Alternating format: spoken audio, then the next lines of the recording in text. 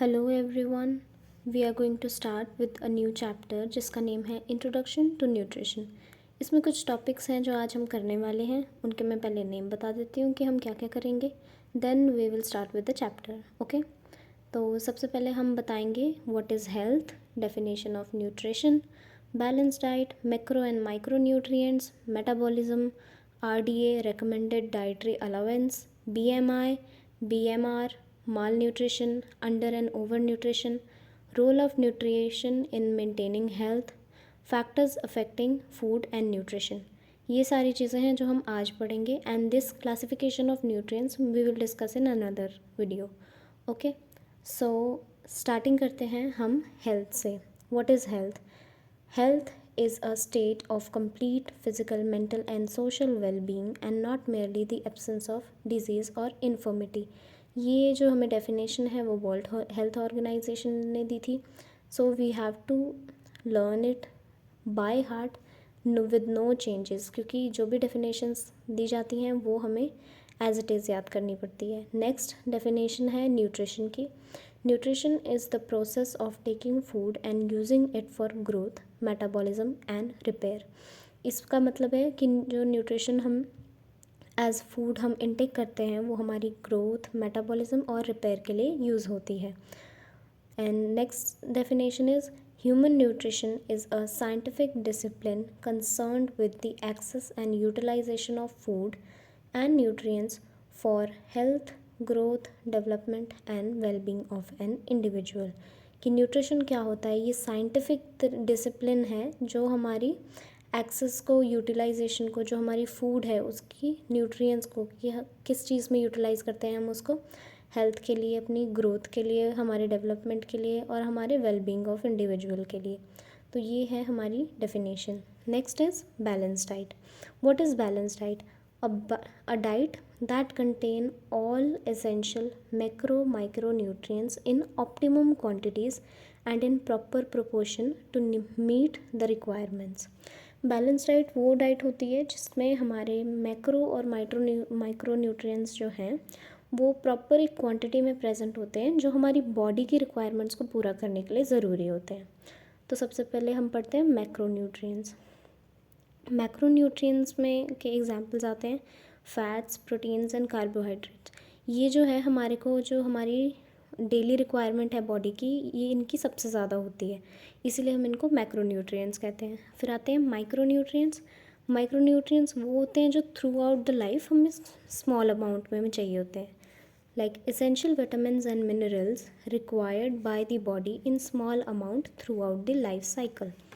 Next is metabolism, the total of all chemical reaction that take place in living cell and leads to transformation by which energy is made available for the use of organism।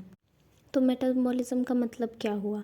Metabolism का मतलब ये हुआ जो हमारी body के अंदर chemical reactions होते हैं जिसमें हमारा जो फूड है डाइजेस्ट हो रहा है, आगे अब्जॉर्ब हो रहा है, वो सारा जो प्रोसेस आता है केमिकल रिएक्शंस का, वो सारा मेटाबॉलिज्म में आता है, जो हमारी एनर्जी हमारे लिए अवेलेबल करवाती है ताकि हम अपनी बॉडी फंक्शनिंग को कंटिन्यू रख सकें। Next is RDA, recommended dietary allowance। It is the amount of dietary energy and nutrients that are considered sufficient for maintaining a good health by the people of country। जो RDA है वो एक dietary energy की level उन्होंने set की है जो एक कंट्री की गुड हेल्थ जो है वहाँ के बंदों की, वो एक अलाउंस है, एक बॉर्डर उन्होंने सेट किया है। What is BMI? Next topic, BMI is body mass index। It is the ratio of weight for height which is used to estimate the body fat। BMI से हम अपना बॉडी फैट कैलकुलेट कर सकते हैं and उसके लिए एक formula भी है जिसको हम कहते हैं बॉडी मास इंडेक्स, है ना। तो BMI का फॉर्मूला है वेट अपॉन हाइट स्क्वायर, इन विच जो वेट है वो इन केजीज़ हमें लेना है और जो हाइट है हमारी वो इन मीटर्स होनी चाहिए। Next is BMR, basal metabolic rate। It is the rate of metabolism when an individual is at complete rest in a warm environment and 12 hours after taking meal। BMR क्या होता है, basal metabolic rate, कि जो बंदे का metabolic rate है वो कितना हाई और लो है। मतलब हमें इसमें क्या चेक करना होता है कि मेटाबॉलिक जो मेटाबॉलिज्म है वो इंडिविजुअल की कंप्लीट रेट उसका वो है जब वो एनवायरनमेंट वार्म एनवायरनमेंट में हो बंदा, और उसने जो मील लिया है वो 12 आवर्स उसकी मील को लिए हुए हो चुके हैं, उसको हम कहते हैं BMR। Next is malnutrition. It is the condition resulting from dietary nutrients deficiency, excess or of imbalance of nutrients or imbalance of nutrients. Malnutrition condition होती है जब कभी भी जो डाइटरी न्यूट्रिएंट्स जिनकी हमारे को ज़रूरत होती है वो या तो डेफिशिएंसी मतलब उसकी कमी हो जाएगी या फिर वो एक्सेस में होंगे, और जो हमारी न्यूट्रिएंट लेवल है बॉडी में उसको इम्बैलेंस कर देंगे, उसको हम माल न्यूट्रिशन कहते हैं। मतलब there is a mis functioning of nutrition in our body. Okay, तो जो माल न्यूट्रिशन है वो 2 टाइप्स का है, that is under and over nutrition. What is under nutrition? Under nutrition refers to the deficiency of calories or one or more essential nutrients. मतलब जो under nutrition है उसका मतलब है कि अंडर न्यूट्रिशन में हमारे जो इसेंशियल हमारे को जो न्यूट्रिएंट्स हैं उनकी हमारे बॉडी में डेफिशिएंसी हो जाती है, कमी हो जाती है। तो डेफिशिएंसी डिजीज़ क्या होते हैं, like night blindness, goitre, stunting growth, etcetera. Then over nutrition, it refers to an excess of one or more nutrients, specifically calories. Overnutrition is that condition जब हमारी बॉडी में जो न्यूट्रिएंट्स हैं वो एक्सेस में प्रेजेंट होते हैं, बहुत ज़्यादा प्रेजेंट होते हैं, जिनकी वजह से हमारी बॉडी की फंक्शनिंग ऑल्टर हो जाती है।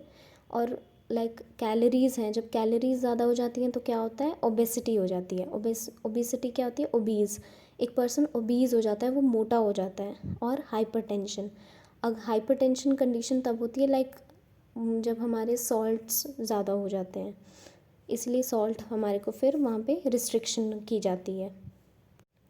नेक्स्ट टॉपिक है role of nutrition in maintaining health. तो न्यूट्रिशन का क्या रोल है हमारी हेल्थ को मेंटेन करने का।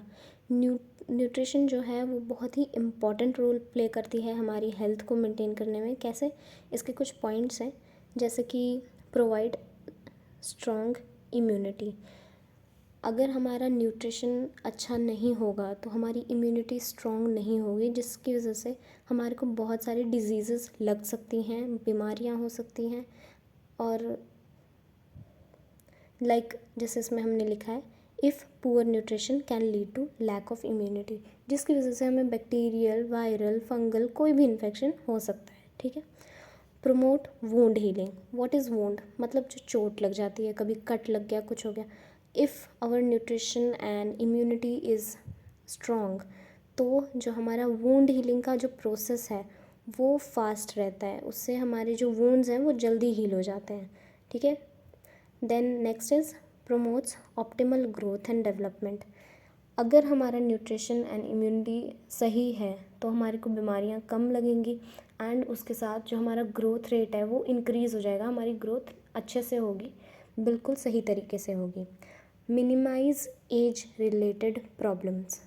विद एज जो प्रॉब्लम्स हो जाती हैं लाइक ओल्ड एज में घुटने वगैरह दर्द होना, अगर उनके न्यूट्रिएंट्स प्रॉपर हैं तो उसके साथ जो ये प्रॉब्लम्स हैं वो थोड़ी कम हो सकती है, मिनिमाइज़ की जा सकती है। प्रिवेंशन ऑफ वेरियस डिजीज़, जैसे हमने पहले कहा था, अगर हमारी इम्यूनिटी स्ट्रॉन्ग होगी तो हमें डिजीज़ेस कम लगेंगी, बीमारियां कम लगेंगी। टू प्रिवेंट ऑल डिसऑर्डर्स और diseases good nutrition and diet is essential. तो अगर हमारे को डिसऑर्डर्स, डिजीज़ या से दूर रहना है तो हमारी न्यूट्रिशन और उसकी डाइट जो है इसेंशियल न्यूट्रिएंट्स की वो प्रॉपर होनी चाहिए ताकि हमें कोई भी बीमारियां ना लगे। So next topic is factor affecting food and nutrition. अब ऐसे कौन कौन से फैक्टर्स हैं जो हमारे फूड और हमारी न्यूट्रिशन को अफेक्ट करते हैं। तो सबसे पहले आ जाता है एज। एज इज़ लाइक कि जैसे छोटे बच्चे होते हैं like 1 to 2 years of age, जो उनमें है वो हाईएस्ट लेवल ऑफ मेटाबॉलिज्म उनकी होती है, तो they need more food, more nutrition. Like we have written in this, the period at which the metabolism is at its highest level is 1 to 2 years of age. मतलब जो 1 से 2 साल के बच्चे होते हैं उनको बहुत ज़्यादा न्यूट्रिशन और फूड की ज़रूरत होती है. जैसे जो ग्रोइंग पीरियड होता है, ग्रोथ पीरियड होता है, उस टाइम पे जो BMR, बेसल मेटाबॉलिक रेट है, वो बहुत हाई होता है और हाई एनर्जी रिक्वायर होती है. जैसे इन्फेंसी पीरियड होता है, उस टाइम पे जो एनर्जी है वो बहुत ज़्यादा हाई चाहिए होता है एज़ कम्पेयर टू एडल्टहुड. जो अडल्ट बंदे होते हैं उनमें एनर्जी थोड़ी कम चाहिए होती है. नेक्स्ट पॉइंट है जेंडर.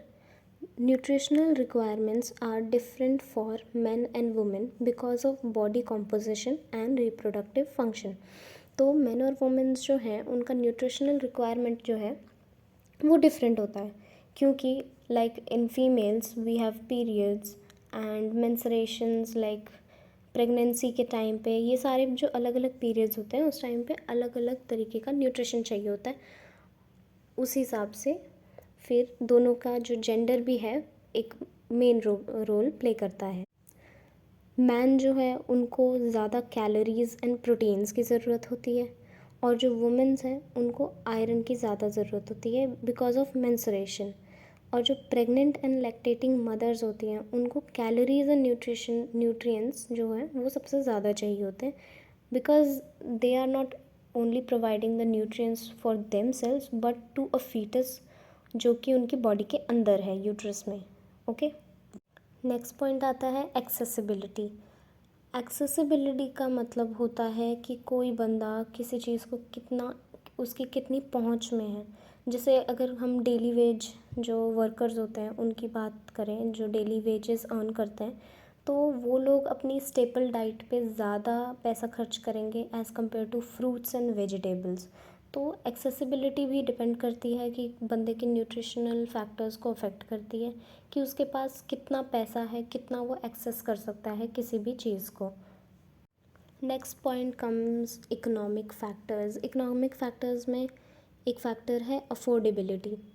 अफोर्डेबिलिटी में आता है जैसे जो पुअर सेक्शंस होते हैं सोसाइटी के, उनका न्यूट्रिशियस फूड मतलब वो क्या लेंगे मेनली, वो मेन फ्रूट्स पे ज़्यादा फोकस वो नहीं करेंगे, वो सीजनल वेजिटेबल्स वगैरह पे ज़्यादा फोकस करेंगे. Seasonal vegetables, pulses and rice, ये चीज़ों पे वो ज़्यादा जो अवेलेबल उनके पास आसपास है वो उसी चीज़ों से काम चला लेंगे. They will just be eating like कि हमें अपना स्टमक भरना है, ना कि फुल न्यूट्रिशनल की बैलेंस डाइट लें.